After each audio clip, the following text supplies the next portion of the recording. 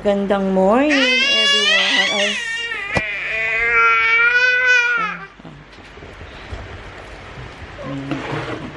Hindi pa nga ako nakakapag-umpisa mag-vlog. Nangangaw na.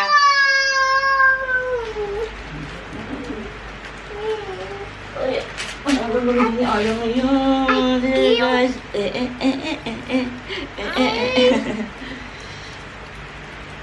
Good morning, everyone. Welcome me today, guys. Ay, naku. Alam niyo, guys, marami akong video. Yung problema, hindi ko pa siya na-edit. Natatambakan ako ng video.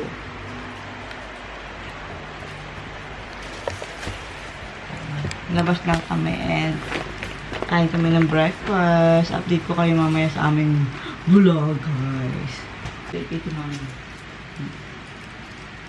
Organic toothpaste siya. Yan. Kita niyo ba? Wait. I think meron to sa Shopee and Fun. Ano to? Pwede siyang iswallow. And may vitamin C siya and calcium lactate. Maganda siya. Kaso nga lang si Arya, hindi siya na sisiyahan. Walang bula. Gel lang kasi siya, guys. Wala siyang ano. Kaya hindi siya nabula. Tingnan niyo yung baso ni Arya. Nawala na naman takip. Yung una niyang B-box na basag. Ay, hindi. Ito naman ang nasira. Ito, nginat-ngat niya. Ngayon naman, ito naman, takip naman ang nasira. Ano, binato niya. Gusto niya yung, ano, pag binabato yung baso niya. Kaya wala nang takip. Kabibili ko lang ito. Oh, ayan. Yun din yung water. See you later. Si Arya, oh. Tuntua siya na tinapon niya yung ano niya.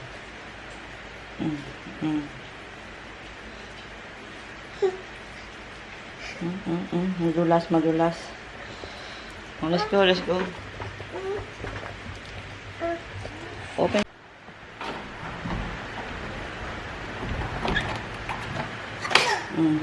Talaga, umuulan. Maaraw pero umuulan. Kahapon, ang init, tapos ngayon naulan naman. Pero ilang araw din hindi yung umulan. Puro painit ang panahon. Ngayon, naulan naman siya ulit. Si Arya. Hey, come here. Okay, strawberry at saka egg. Egg.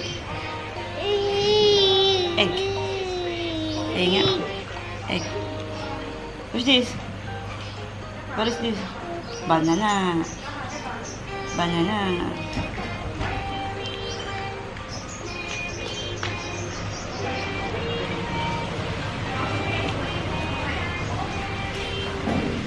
Kami makasubo.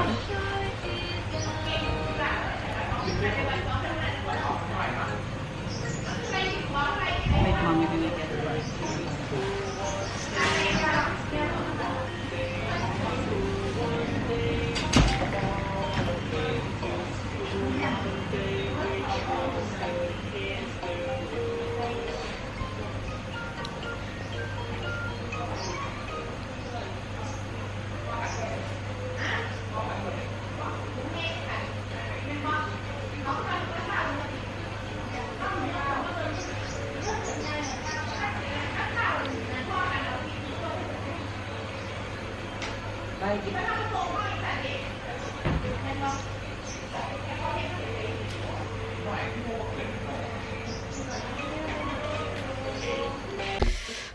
Okay, guys. Tapos na kami mag-breakfast.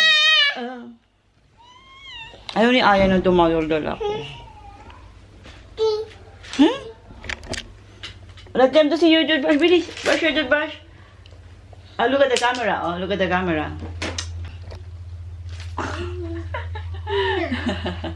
Hi, guys. Tapos na kami mag-shower ni Arya. And, wait. Magpagkulang kayo ng maayos. Yung ginagawa ko, guys. Yung binili kong ano, kita nyo ba? Yung binili kong mga letters.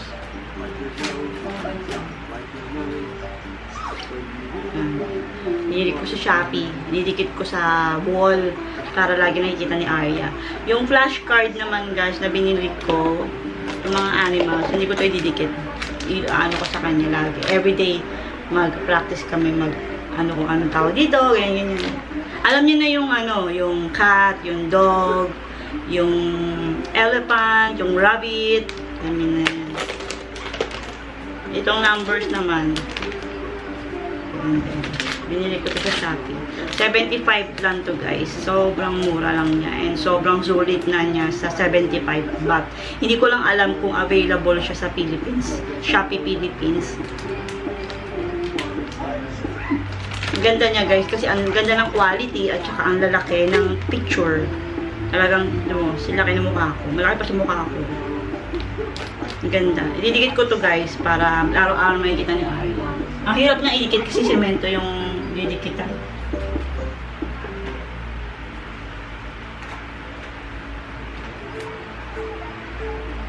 Tinaasan ko ng konti kasi Arya ay naabot. Si Arya dumidede.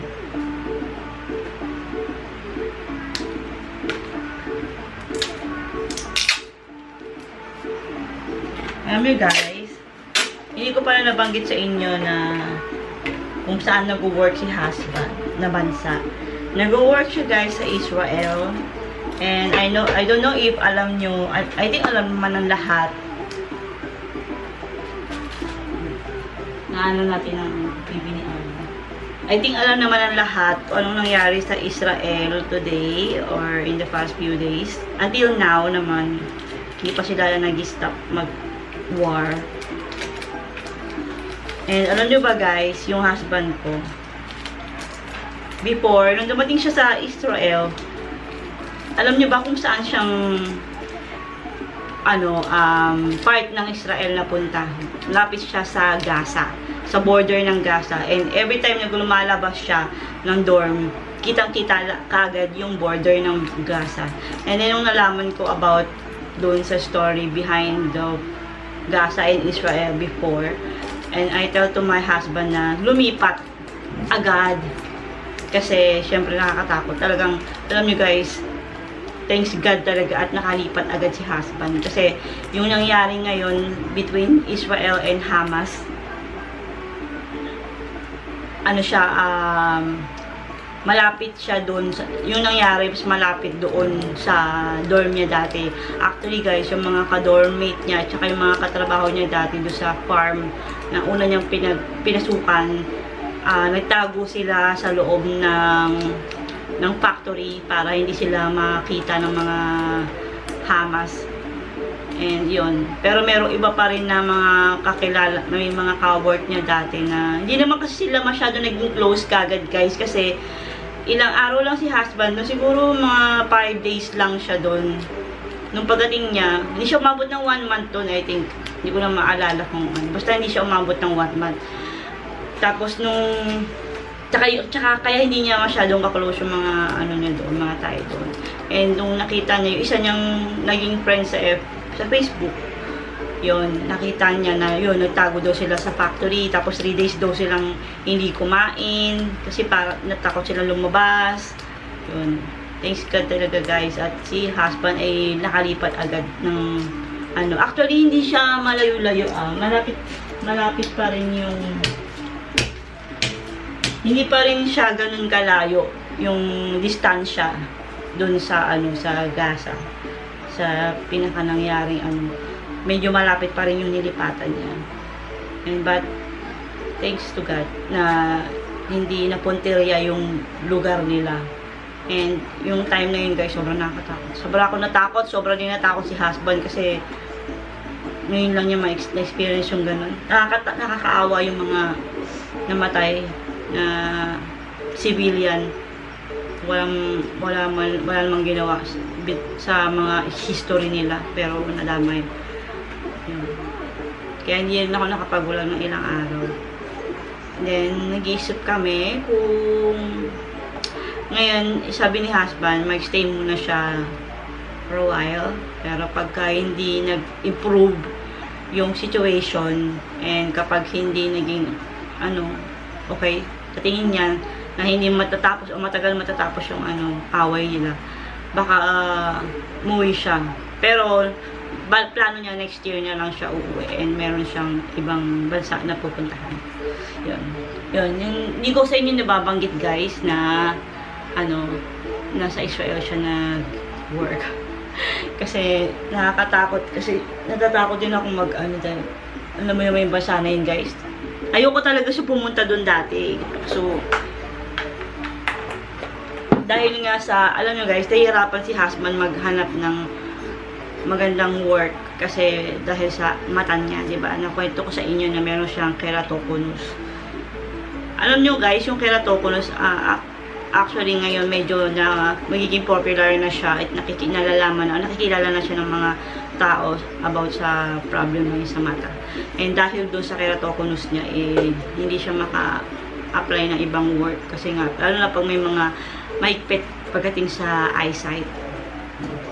Kaya yun, kaya napilitan siya sa Israel mag-apply. Yun, nabigyan man siya ng opportunity doon, kaso nga lang yun ang nangyari.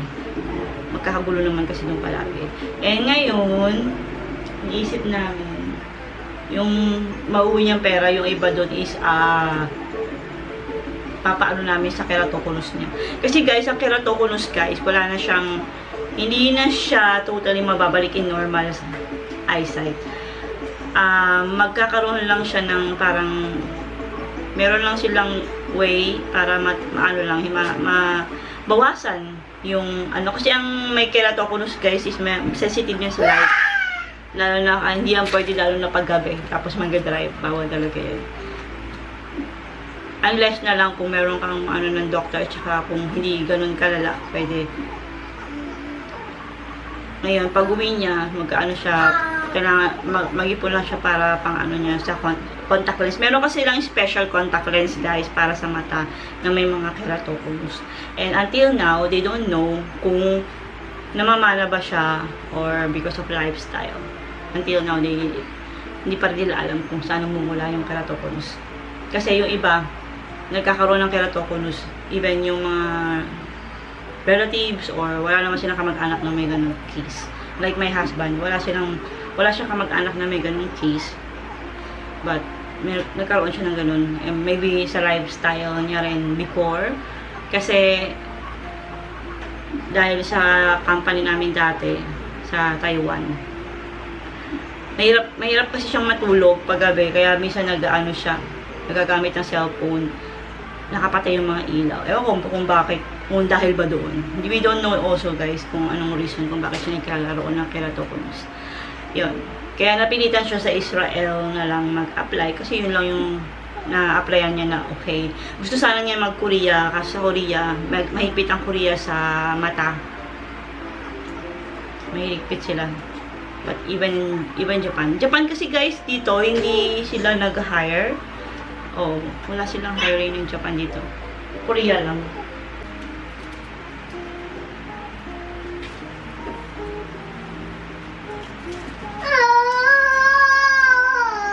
Wow!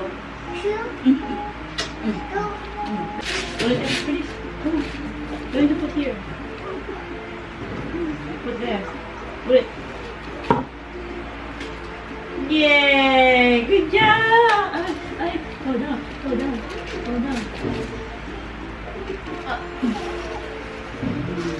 Very good naman ang baby ni Mami. Okay guys, hi guys. Gumising na si Arya. Kinuha siya ng tita ni husband. Lumabas sila. And yun. Mag-lunch pa lang kami ngayon. 1 o'clock na. Naglaga lang ako ng buto-buto. Lagyan ko ng pechay. Yun ang aming ulam for today. Natanggalan yung mga nilagay ko. Ang hirap talaga maglagay dito. Mahirap magdikit dito guys kasi semento. Wala akong madidikitan. Hindi ko alam kung paano ko didikit yan. Okay, dalhin ko kayo sa labas. Palitan ko lang yung battery.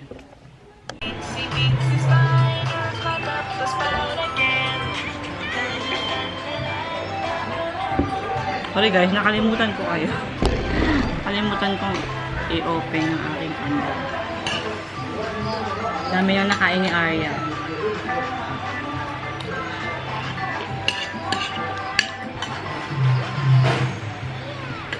Parang tabing yung camera.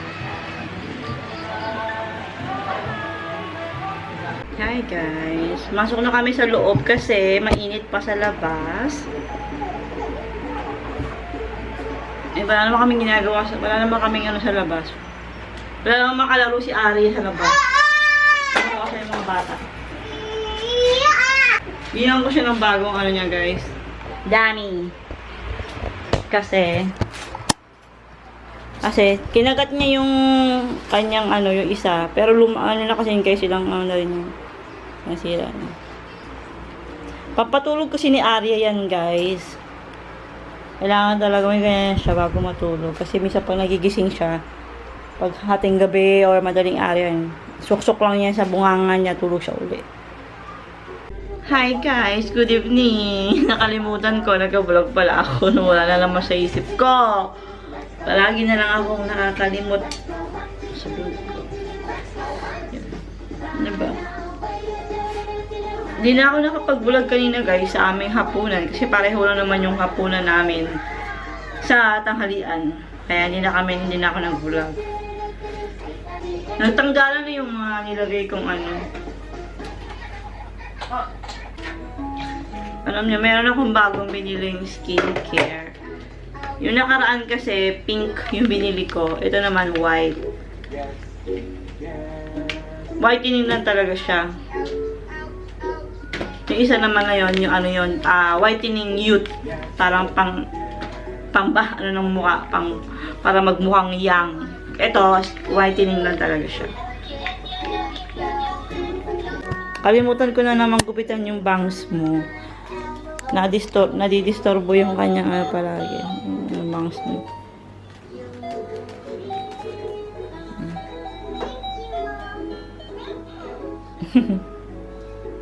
Ang bilis ng panahon, ang bilis din natin tumanda. Parang kailan lang sa tiyan ko pa si Arya, ngayon makulit na.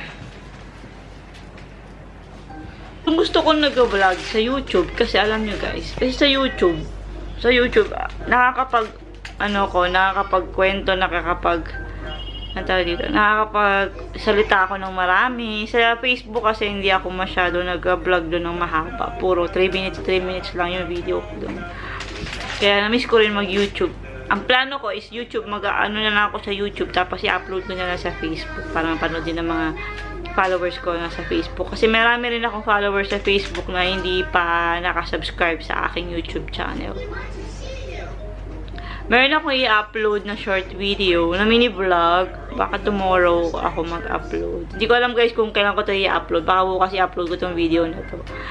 And baka mauna to kumpara dun sa isang mini vlog. Or baka mauna yung mini vlog ko.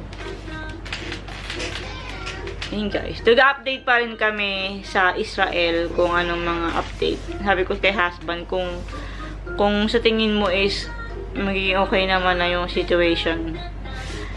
Ikaw naman ang nakakaalam kung maganda pang mag-stay or hindi.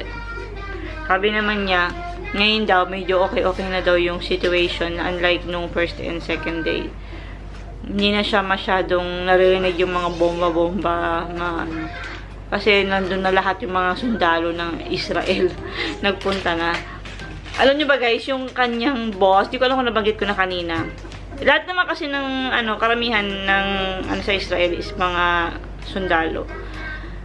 Yung boss niya, dalawa kasi yung boss niya, yung isa niyang boss doon nakipag din sa war. Yung isang boss niya lang nandun sa company nila. And then yung mga pinauwi na Thai na dumating na yung ibang batch, first batch kanina. Eh, alam nyo guys, nakakalungkot kasi ang daming namatay na Thai and wala naman silang kinalaman sa away ng Israel at sa Gaza. Hamas, hindi ko alam kung bakit damay nila yung mga civilian. Nakakaawa. Nung nakita ko yung madami, mga siguro nasa 15 silang ang namatay. And meron pa doon na may nagkwento pa sa akin na yung asawa kasi niya malapit doon sa Gaza, and yung isa nilang dorm pinuwersang buksan, tapos pagbukas yun, pinagbaril na kagad. Napakaswerte ng asawa niya at hindi doon sa kaya talagang umuwi na lang din talaga siya. Ewan ko kung may mga lumipat ng company, but for me, siguro okay na yung trauma din yun. Okay guys, and yan lang muna ating video for today. Thank you for watching guys. Si Arya, tinatopak na, sinantok na yan. Pag nakikita niya ako na dito sa labas, gusto rin niya dito siya sa may labas. Thank you for watching guys. See you in our next vlog. Oh.